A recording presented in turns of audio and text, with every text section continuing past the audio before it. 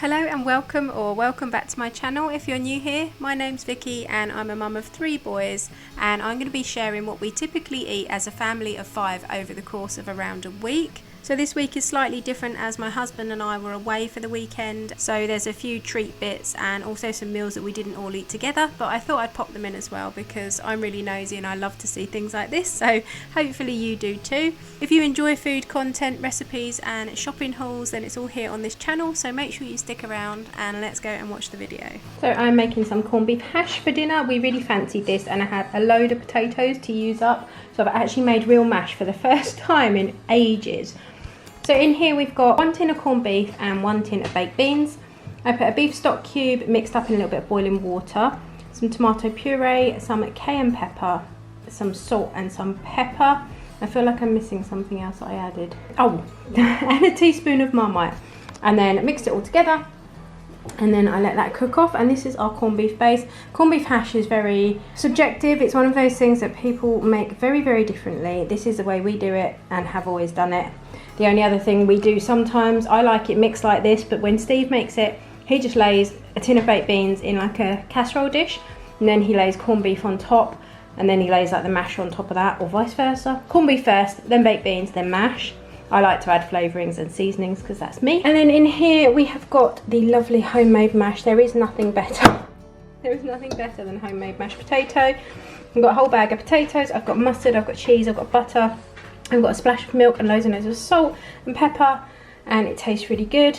It's got a bit cold now, which is why it doesn't look so appetising, but I'm going to top the pies. They're going to go in the oven. More grated cheese because you have to on things like this. And then we're going to serve them when they're all bubbly and crispy and straight out of the oven in their little hot ramekins.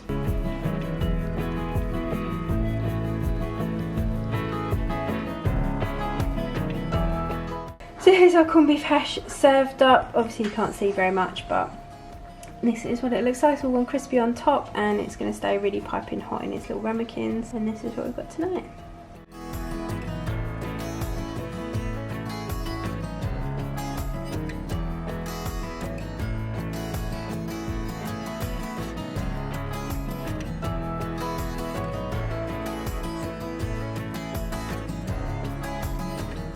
So tonight's dinner was a really nice and simple one because sometimes the simple are the best. So we had kielbasa, which is a smoked sausage with chips and fried egg. And to use up the leftover sausage, I just made a simple pasta bake with tinned tomatoes, cream cheese, some seasonings and some cheese on top.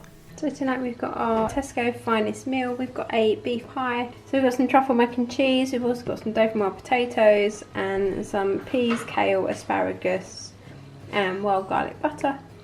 And this is what we're having for our dinner tonight.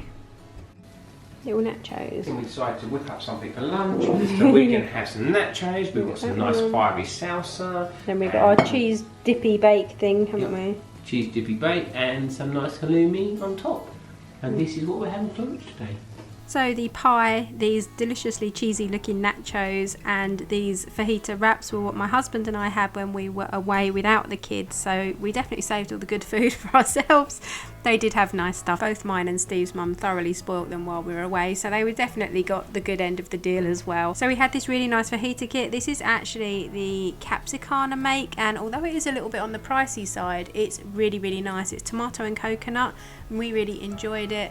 And it's just really nice to spend some time together without the kids and just focus on being a couple, and we had the best time. I also wanted to point out these sausages. These are honestly one of the best sausages I've ever tasted. These are from Sainsbury's and I believe they're called the peppery one, and believe me, they actually start out smaller when you put them in the oven to when they come out. So you know most sausages and burgers shrink, these actually get bigger.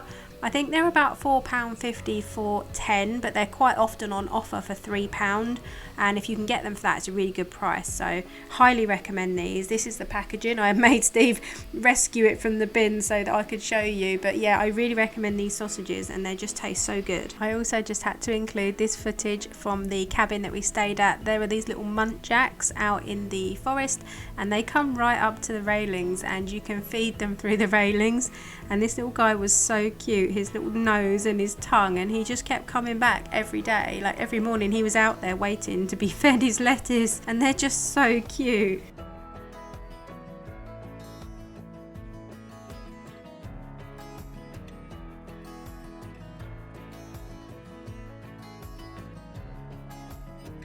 So I'm just sorting out some dinner for tonight, and I just thought I would show you a trick that I use.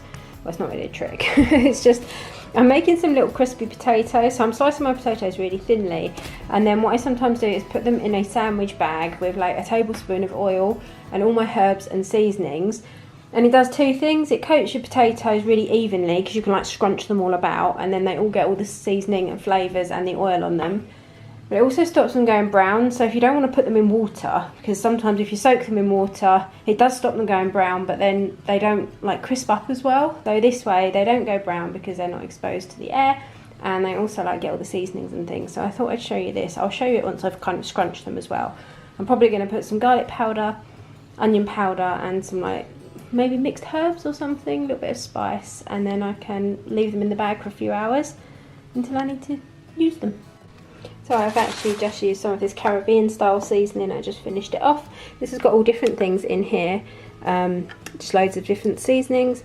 There's garlic, coriander, yeast extract, dried onion, cumin, sage, fenugreek, turmeric, allspice, bay leaf, star anise and habanero chilies. So I'm not quite sure where I got to, but yeah, the potatoes have got that seasoning on. The doorbell keeps ringing, and it's just one of those days today. And then under here I've got some chicken that I have just put some lime juice and some tandoori seasoning on. So I'm going to do tandoori chicken, little crispy potatoes, tandoori's gone down my throat, salad and some wraps for tonight's dinner.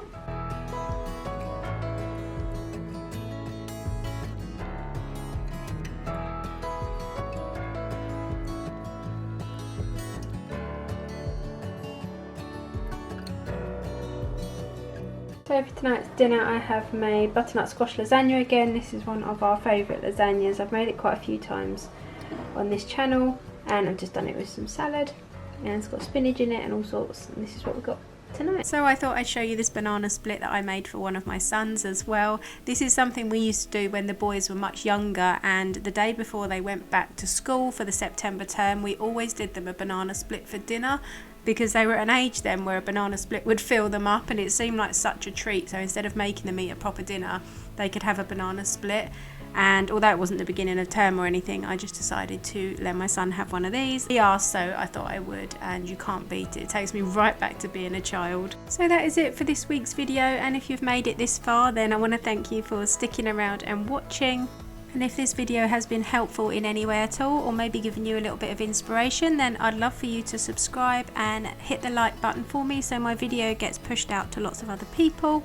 So I thought I'd leave you with a little clip of one of our local areas, because I asked in some previous videos if anyone would like to see this kind of thing, and a lot of you said yes, especially those that don't live in the UK. So this is a little seaside town called Deal, and it's about a 15-minute drive from our house. And we go there quite often. There's a really nice long walk you can do from one end of the seafront to the other, and we always like having a look at the boats and the castle, and you can get a nice portion of fish and chips. And there's also a really quaint old-fashioned ice cream parlour that I used to go to when I was little, so it's somewhere we really enjoy going, and I just thought I'd pop this in. So let me know if you do like this kind of thing, and if you'd like to see more of the places we go, then I'll quite happily pop it onto the end of the video. That way, if it's not what you're here for, then you can just leave after the food, but if you want to stick around, you're quite welcome to. So that's it from me, and I'll be back really soon with another video. Take care, guys. Did you make it? Did you break free? Did you manage to be who you wanna be? Maybe somewhere you think about me too.